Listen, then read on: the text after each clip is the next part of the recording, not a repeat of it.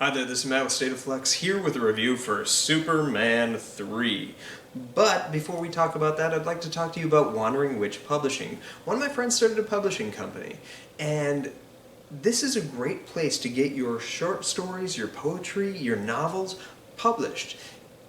Or if you're a consumer and you like to read short stories, novels, poetry, this might be the place for you. In the description boxes below, you will find a link to both the GoFundMe page as well as the professional website account for Wandering Witch Publishing. Wandering Witch is a space for growth where imaginative thinkers come together to challenge perspectives by engaging with counterculture through magical realism and real magicalism. If this sounds interesting to you, please check out both the website as well as the GoFundMe page and help support this upstart company and help them get up and started. But moving on to Superman 3. This is the third movie with Christopher Reeve that the entire time will have you asking the question, why is Richard Pryor in this movie? All the more perplexing about it is Richard Pryor is a hilarious comedian. He rocked his comedic stylings. Yet he does not land a single joke in this entire damn movie. And that is so head-scratching. In fact, his character is somewhat offensive even. Like, the whole notion of the movie, especially in the first 5 minutes, but also sprinkled throughout the rest of the movie, seems kind of mean-spirited and suggests that people who use, like, the welfare system and whatnot are purely there to take advantage of it. Certainly his character is, and that is how it's presented in the opening scene, and also how his character concludes the film, which is, I think, a really backwards stance for this film to take, and really not a Superman thing to do. Harkening down on my assertion during the Superman 2 theatrical review that Richard Lester has no reverence for this character, nor does he necessarily understand what Superman would preach.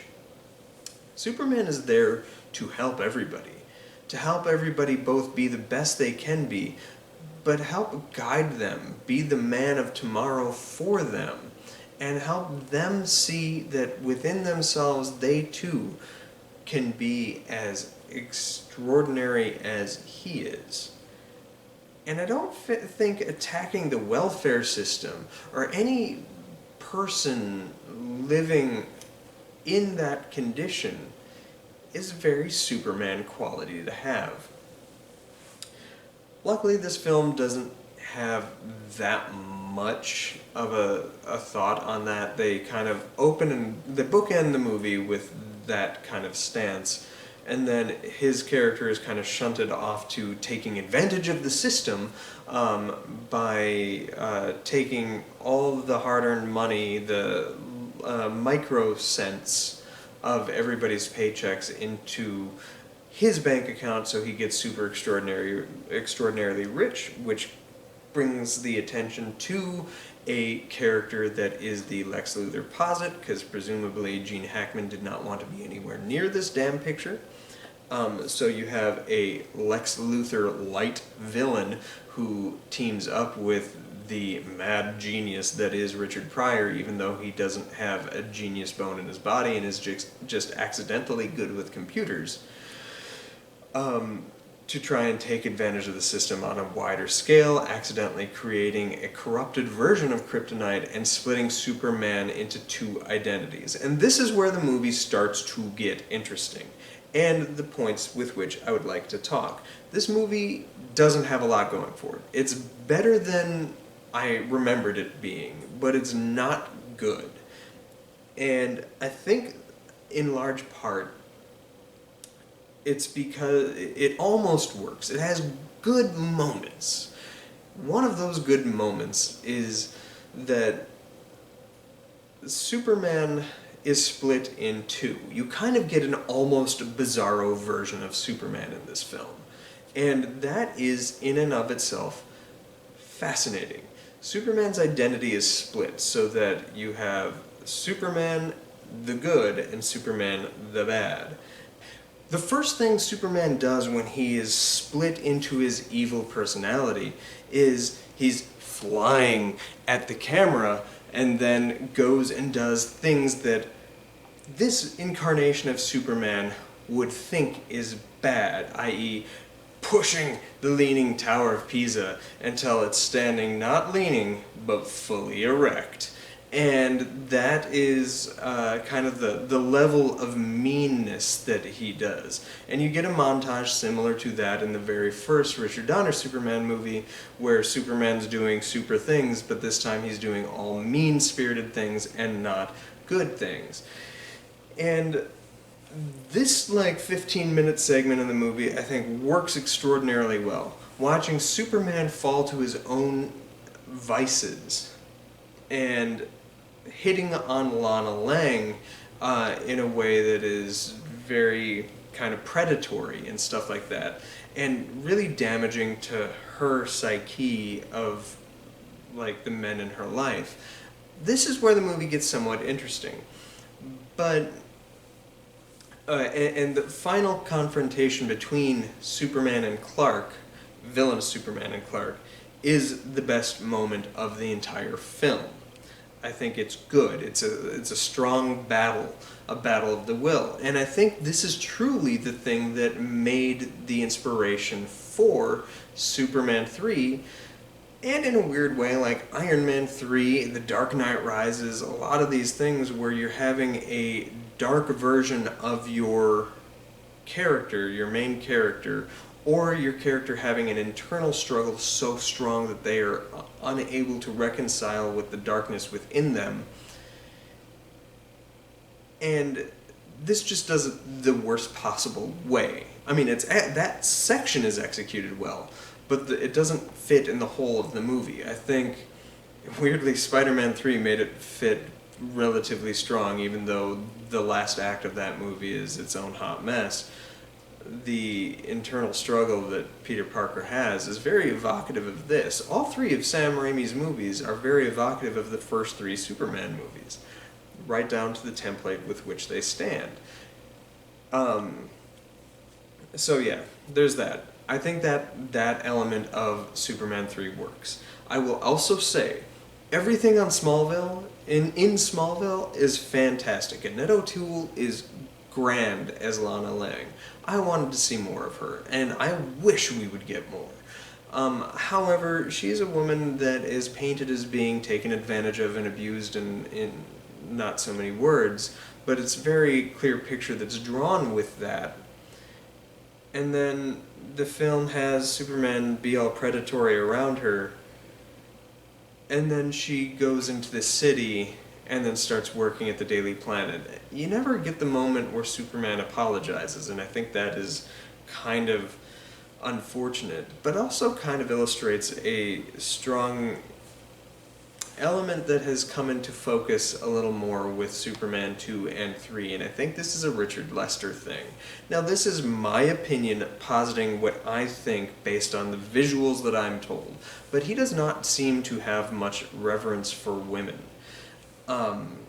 Lois Lane is painted as a very intelligent character in the Donner cut of Superman 2, as well as in Richard Donner's first Superman. Yet in her scenes that are truly unique to Superman 2, the theatrical cut, she's kind of painted as dim. And feisty, but dim. And she is written out of this movie so fast, and it's because supposedly Lester and Margot Kidder butted heads quite a bit. But you're losing the Lois Lane love story, which made the first two movies work as well as they did. And that's kind of unfortunate. But it paints her out in the most, kind of vapid way possible. I'm going on vacation, here's my string bikini, and then just flaunting that in front of the camera and stuff like that, and then she disappears, and then she shows up at the end to have a titch of jealousy when Lana Lang starts working. Then you have Lana Lang, who is frequently abused and has the good guy come and help her out and raise her up from the dregs with which she was living in and the acceptability that she had been living in this kind of world, only to have the same good guy kind of turn on her and act rather predatory, and then she goes to Metropolis and never really gets any of that bought back, and it just doesn't sit well, and it's not a good look, and then ends on like this little beat. However, I think if you had had a stronger writer, a fourth movie could have done something with that. You have a character in Lois Lane who's absolutely in love with Superman, but not really interested in Clark. He's just that guy that sits across from her. But then you have Lana Lang, who has been kind of burned by Superman and thinks that he's a little bit creepy and whatnot, but is absolutely in love with Clark. That would have made for an interesting dynamic, one that you could have absolutely presented in a fourth movie, but they didn't go that route. Annette O'Toole is a one and done in this film, but if you like her, you'll see plenty of her on Smallville, which I might review someday. I do like Smallville, kinda. That's its own can of worms. But all the Smallville stuff within this film works wonders. Where the movie then culminates and falls flat is the big action spectacle of having Lex Luthor and Richard Pryor, after the pseudo Bizarro Superman gets destroyed, Superman goes to take on the pseudo Lex Luthor, only to encounter a pseudo Brainiac. Bum bum bum, a computer that is so smart that it's going to pluck Superman out of the sky using its video game technology, is incapable of doing so, but is able to manufacture laser kryptonite to take Superman down. But Superman and Richard Pryor work together to bring this thing down. Now, my understanding was the original plot of this film was to feature Superman going up against Brainiac. You can see the base level of that there. I would not be surprised to learn that he was also supposed to go up against Bizarro and Brainiac in a team-up, and this is the bastardized version of it that we got. Why did this happen? You have to look back at the 80s, and this movie came out in a weird time where huge box office success films were kind of being written off as fluff because they were big box office sensations. They had no true artistic value. It didn't matter what people said about them originally. The first Superman was held with great reverence. The first Jaws was held with great reverence. What happened in 1982-83?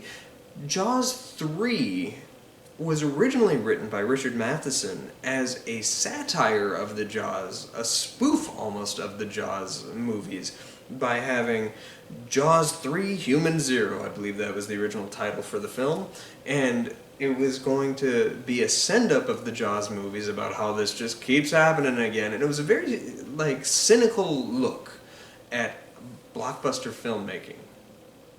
And we got this in the 80s, and you see it happening again and again, where a complete shift of tone, a complete shift of style, a complete shift of quality with these movies that were once artistically thoughtful movies that had made a substantial amount of money suddenly become this weird bastardized version of themselves.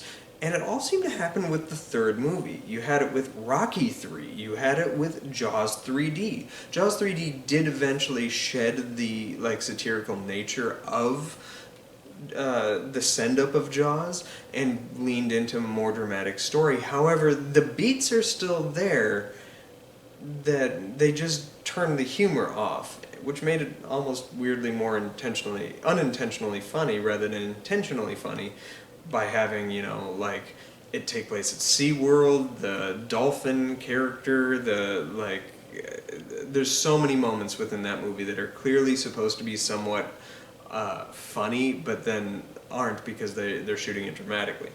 And then you have this movie, where they sap any artistic merit that was there in Superman and Superman 2, and instead inject this cynicism of blockbuster filmmaking. And I don't necessarily get why that happened, but all of these franchises were the worse for it. Rocky 3, though still got relatively good reviews, had Rocky 4 come out, which was a little more hit or miss, had a huge audience response, but it was around this time that the cynicism fully set in, and by Rocky 5, it was a dead franchise. Jaws 3D led to Jaws 4 and a dead franchise. Superman 3 led to Supergirl and Superman 4 and boom, a dead franchise. You can put this square peg of onus on these third installments of these franchises where this is what happened. And Superman 3, I think, falls victim to that, and it's unfortunate. I've read like synopses, breakdowns of what Superman 3 was originally intended to be, and it's a much more interesting and compelling film. Brainiac was a genuine Brainiac put to good use, and it was something that I really appreciated. Brainiac is one of my favorite Superman villains who's never had a screen adaptation on the big screen done at all. And that's shocking. This is the closest you get to that. And that's something, huh? Yeah. Good stuff for Superman 3 is few and far between. I give the movie a very light 2 stars. It's almost 1.5, but I did like the scene where Superman saves everybody at like the plant. I think that is done in an ingenious way. He freezes the top of a lake to create rain to drop over the heated plant and stuff like that. That's a really compelling action beat. And probably the only actual action beat of the film that works, honestly. But that part is done well. And I really like all the stuff in Smallville. Any scene with Lana Lang is well done. And then I like the confrontation between Superman and himself. But right from the opening scene, this movie is absolutely lesser than what came before it. Right from the opening scene of like the Superman scroll and them, like, there's like this weird comedic scene where they're like, it's just people walking through the streets of Metropolis, and Superman comes in and helps people here and there from their everyday lives. It's just awful. It's so bad. It's like something out of like one of those 60s Beatles movies. Oh wait, it's maybe because it was directed by one of those guys. And well, it worked for A Hard Day's Night. The Richard Lester, I believe, came from directing those Beatles films. Well, it worked for those movies. That was the tone they were trying to go for. That doesn't really fit Superman, especially this Superman that's been established. So, it just doesn't work. And then you have weird little beats of humor like that are injected throughout the film, like crosswalks, the walk, don't walk, and then suddenly the two characters, the two lights start fighting each other in a fist fight. The little person that's walking and don't walking, they start beating the crap out of each other. If that's your level of humor, this is the movie for you. This isn't a good movie. Not at all. I don't care what Office Space says. I know that legitimized this movie for some people, but it's not true. Office Space is great. This isn't. And I'm